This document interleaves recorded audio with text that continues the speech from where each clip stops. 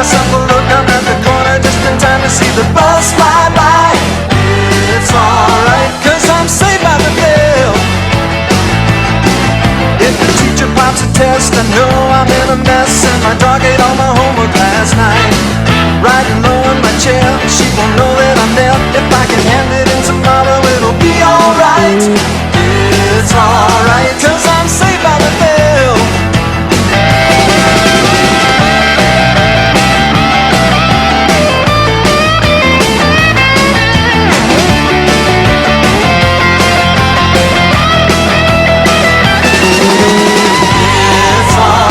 Cause I'm saved by the. It's alright. Cause I'm saved by the. It's alright. Cause I'm saved by the bell.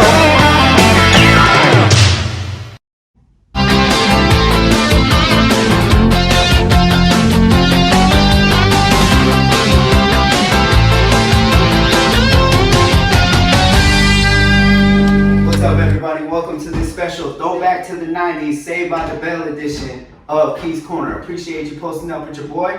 And as always, before we get started, we gotta go to the kick of the day.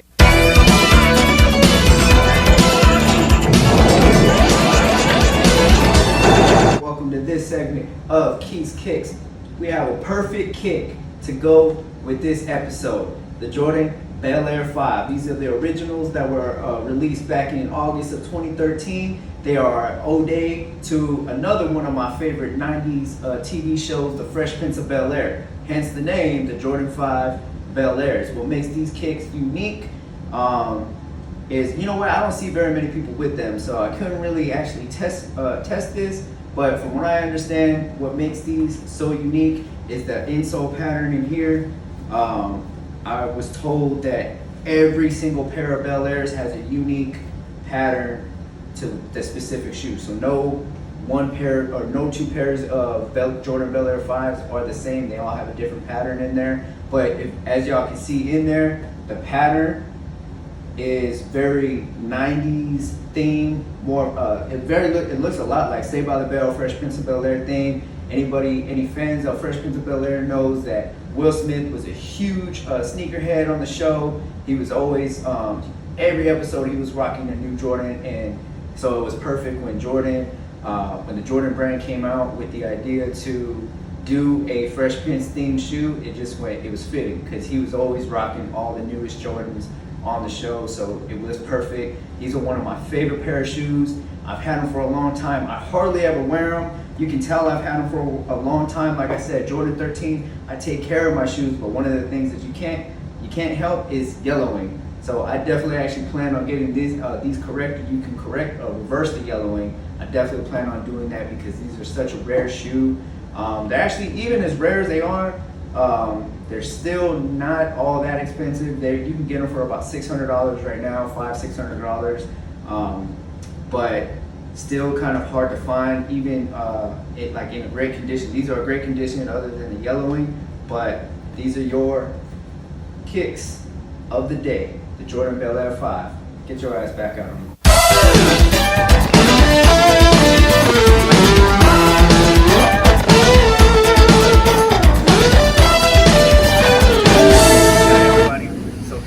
We are at the Slater AirBnB at Dallas, Texas. So I'm going to take y'all inside and show y'all what it looks like.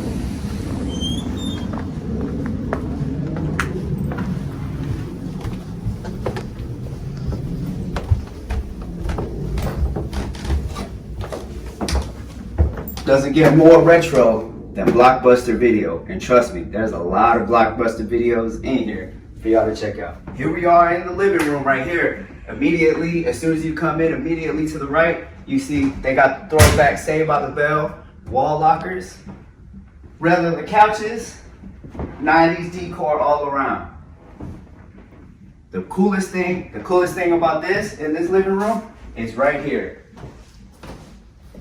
This is what birthed all the gamers today. The Nintendo 64, one of the editions that, one of the gaming consoles that birthed all the gamers of today. We got Super Smash Brothers, GoldenEye, I was a beast at GoldenEye, Turok, Star Wars Racer, Mario Party, and Wave Racer. if you grew up in the 90s, you and at least 3 other friends were always staying up late going at it with each other on these games right here. And then we have a whole bunch of blockbuster videos to make it a blockbuster night. Everybody had one of these cases right here till Disney went and fucked it up and had to one-up it and put these big ass plastic cases that couldn't fit in here. But Sandlot, Angels in the Outfield, all the best 90 movies right here. We're gonna stay up late tonight watching these movies. Let's go show y'all the rest of the house.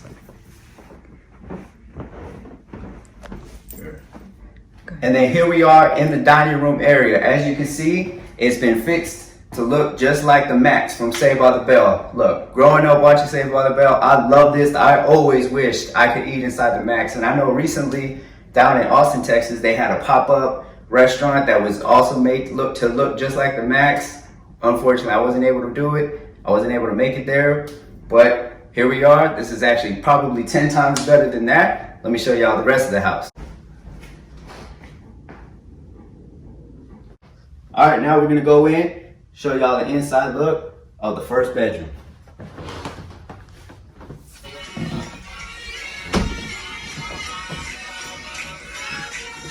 What are you doing in here? Oh, you here for the tour? Welcome to Zach's room. The ultimate 90s bedroom. Everything you see here and here, from fast cars, sports memorabilia, Power Rangers, wrestling, Ren and Stimpy, Nickelodeon, paraphernalia, comic books, everything that a 90s kid could dream of. And we even have the bunk beds from Full House over here. Some other nice touches that they added over here was the Talk Boy. Everybody wanted one of these, the Talk Boy from Home Alone, where Macaulay Culkin would use this for all of his gags and tricks and everything like that. One of the nice touches I like that they did here was this binder. What's so good about this binder? Well, first of all, we all had this binder back in school. But they even have some artwork inside that was just, not that kids nowadays can't draw, but the artwork in this thing is just very nostalgic of growing up in the 90s. I had to show some of this. I had to show these pictures. I saw them. I thought they were great artwork. I don't know who did them, who left them in here, but I think they're great.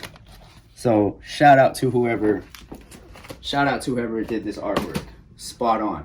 One of the things that is very nostalgic over here, they got the old box TV with the Super Nintendo and a plethora of games. They have all the best games here. Shaq Fu. I remember Shaq Fu. I remember whooping up on people in Shaq Fu. Yoshi's Island. X-Men. That was a dope game. What else? Super Mario All-Stars. We have Spider-Man. Legends of Zelda. I know there's a lot of Zelda fans out there. If you grew up in the 90s, you're a Zelda fan. Mario Bros. Street Fighter 2. Lion King. Turtles in Time. Batman Forever. That was an underrated game. And Donkey Kong. Not gonna lie, I was never huge on Donkey Kong, but it was a good game. Now, let's head back out and show you the rest of the house. Alright, so that was the 90s bedroom for the boy. Now we're gonna go into the 90s bedroom for the girl. Here you see you got all the movie posters from the 90s movies, Friends, Clueless, New Kids on the Block posters. If you grew up in the 90s, I know y'all had them on your had them up on your wall. The comforter that just brings back so much memories. I know you probably had that. And one of the nice touches here, the old 90s telephone. I know I spent a lot of time talking to some of y'all on a phone just like this. And one of the cool touches is inside of here. We had the Big Bopper magazine, but not just this one. What made it even cooler was this was the actual issue that had the Saved by the Bell characters in it. So I thought that was a nice touch. Anyway, because I did great on the dads and daughters, but I'm not gonna give the money right here, but They were the police officer. Well, because the bucket is right here. No, sir. Because they see the brain. Because you're really good at brain. Because so cute. Oh, look at this body. Her body looks cute. All right, so that's the 90s girl bedroom right there. Now we're gonna take you into the kitchen and show you when you stay here at this Airbnb here in Dallas, you get pretty much all you can eat cereal for breakfast for you to eat inside of the Max. So come on, let's go check it out. Here's the kitchen. Very nostalgic of a 90s kitchen. You see you got Simpsons and Pez dispensers. A lot of people, that was a thing to do in the 90s. Basically, you would get Happy Meal toys and line them up in your kitchen. I know a lot of my aunts and my uncles and inside of their houses, they did stuff like this. So it was just a thing to do back then. You don't really see it happening too much often. Probably because McDonald's toys sucks now, but whatever. So when you're here, you see you got cereal. Some nice 90s decor here, some soft serve ice cream. Now, let's take y'all out back and show you what they got out back. What's up, everybody? So here we are in the backyard of the Airbnb, the Slater in Dallas, Texas. And one of the biggest touches that they did here was that they put one of these from the old McDonald's 90s playgrounds. I know a lot of y'all burnt up your knees and your hands and your arms and your legs playing in one of these. Those were the good old days. This was the last touch I wanted to show y'all that they did here. I hope y'all enjoyed your tour of the Slater. Now I'm gonna shoot it out to Keith's CoScience. Everybody, welcome to this segment of Keith's CoScience. On this edition, I just wanted to take the time and actually come clean about something that I've been dealing with my whole life. I can't hide it anymore. Patchy beard syndrome. But hopefully, for not very much longer, I won't have to deal with this no more because there's a new product on the line and it guarantees not to turn your face maroon like Zach's pimple cream. Check it out. It's this beard kit. Everything you need in here, it guarantees to fill in all your patchy spots. Let's check it out. All right, everybody, here it is, the beard growth kit. You know who didn't have to worry about a beard? Who had a naturally smooth face? My man Screech, R.I.P. Screech. But let's go ahead and open this up and see everything that's inside. First things first, we got a brush. We ain't got no use for this yet. Ain't got no use for this yet either. We have the beard balm. No use for that yet either. But hopefully soon, we will. The scissors. And then we got the moisturizer and promotes beard growth. And then we have the roller cleaner. What's the roller cleaner? Well, that's the main thing. So I've been hearing a lot about these lately. A lot about these. It's a hypodermal needle roller. So apparently it's got like over 225 or 250 little hypodermic needles on here. And what you do is you just get this and you roll it on your face just like that, and it's supposed to puncture your skin. And somehow by doing that, it promotes hair growth, stimulates your hair follicles in there, promotes growth, and somehow, I don't know how it works, all right? That's why I bought the damn thing, so we could see if it works. I'm not even gonna be able to conclude this segment. It's gonna be an ongoing thing, all right? So you're gonna have to stay tuned for this. But I guess because this is actually something that is puncturing your skin and actually going beneath the surface of your face, that's why it's imperative that you have the sanitizer, keep it clean, stuff like that, and make sure that you put it back in the case once you're done with it. So that's it right there. Like I said, I can't co-sign on this until I see some growth. I'm gonna put a picture up there of my profiles on either side so you guys can be the judge and see if we have any actual beard growth. But as you see right here, this is everything that the kit comes with. Not bad. This is it right here. That's Keith's CoScience. I'm gonna shoot it back out to Keith on Keith's corner. Get your ass back out on the corner.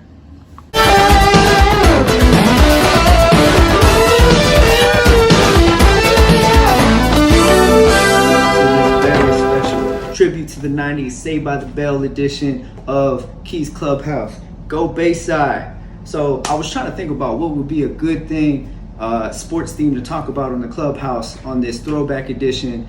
I was gonna talk about some old sports stories and stuff like that, but then I realized there's actually a lot of old 90s personalities that are getting into the boxing world. I started thinking about celebrity boxing. I didn't realize how many celebrity boxing matches there were this year. We all know about Logan Paul, or Jake Paul, I should say, Jake Paul and Ben Askren. I think everybody's pretty much sick of Jake Paul already. But then the more I started thinking about it, like there's a lot of celebrity matches going on this year, and some of those matches have people from the 90s who are stepping into the ring. So as I started looking up who it was that was going to be fighting, I was like, shit, I should break down some of these fights.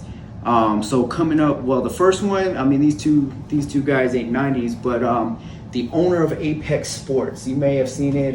They make water bottles, they make supplements, they make different like sports apparel, stuff like that. The owner of him is facing Wide Neck. Y'all might know who Wide Neck is. If you don't know, it's this guy right here. Yeah, look, Wide Neck is gonna get into a boxing match with the owner of the Apex. Look, let me tell you, I don't know much about these two, but you see that Wide Neck? You're not knocking that man out. I'm gonna pick Wide Neck easily. Is gonna. I just feel like with Wide Neck, it's gonna be like Homer Simpson when he got into the boxing ring. He's just gonna take hit after hit after hit, and it's not gonna do nothing to him. You're not gonna move that guy's head no different direction or whatever. So he just got to be able to sustain that punishment. And once old boy tires himself out, bam, one hit a quitter, and he's out of there. So I'm taking Wide Neck for the knockout. I'll take Wide Neck for the knockout. And then we have, this one is just, I think this is going to be sad. Lamar Odom and Aaron Carter. I think this is going to be a travesty to watch. Lamar Odom is predicting a knockout in the first round. To be honest, I don't doubt him. The last time I saw him, he was on a vlog where they were making him drink, and I know Lamar Odom's supposed to be sober. He was in rehab and all this stuff, and they were making him drink on the show, and he just got like he got tore up, and he looked emotional, and like he just looked a hot mess. And we all know Lamar Odom has battled his demons. But then, and at first I was like, man, he's gonna get mollywopped.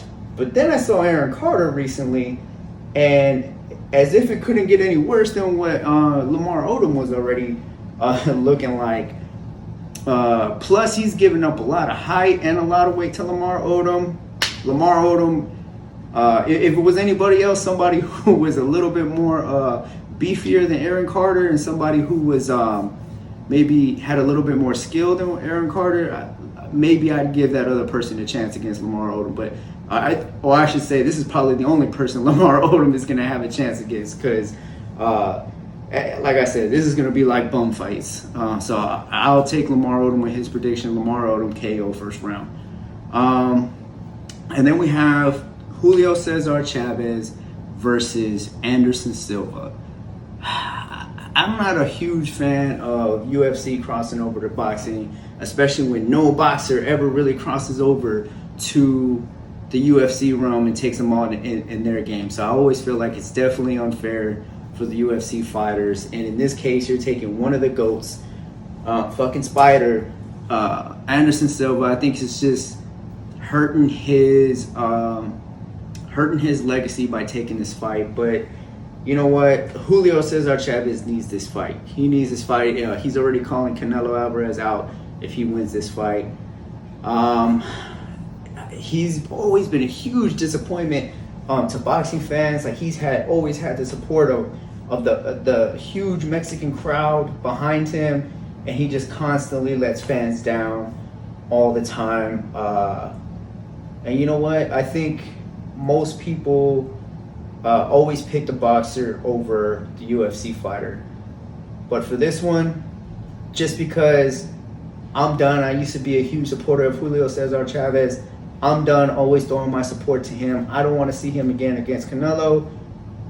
I'm going to take Spider. I don't know how many rounds they're going, but I'll take Anderson Silva with the decision on that one. And then the main one, Floyd Mayweather versus the other fucking Paul brother. I know, I don't think there's anybody in the world who believes this is going to go. I think Mayweather may carry it the distance just for the showmanship. I think he's that damn good to do it. Logan Paul ain't going to do shit. I think it would have been a better spectacle if it was Jake Paul. I don't think there's anybody in the world that's going to take this Paul brother over Mayweather. Wouldn't be surprised if this set up a match with Jake Paul afterwards, but God, I hope not. I hope Floyd just stays retired. If he's not willing to come out and fight Canelo, come out of retirement and fight Canelo, I don't want to see him anymore. Because all these, exhibition fights that he's doing and stuff like that, to me, they're just not worth it. I'd rather not. So definitely Floyd Mayweather. I say he's gonna carry it out again. I don't know how many rounds they're going, but he's gonna carry it out till about a round or two before whatever it is that's supposed to end, and he'll take care of business there and he'll knock him out there. But he's gonna carry it along. He's gonna hold up the theatrics and the dramatics for as long as he can, and then in the end he'll take care of business. Floyd Mayweather by KO. And put me down for Mayweather with the KO. Yeah. All right. Sorry about that. So I think I got all the celebrity fights for this year. I'm not sure. Wouldn't be surprised if any more came up. But that's all from here in the Clubhouse. We appreciate y'all coming and posting up with your boy. Hope y'all liked everything that y'all saw in this 90s episode. We got big things in store for the future. Keep tuning in. Don't forget to like and subscribe and tell your friends, baby. Thank you for posting up with your boy. I'm Keith, and you just got corn.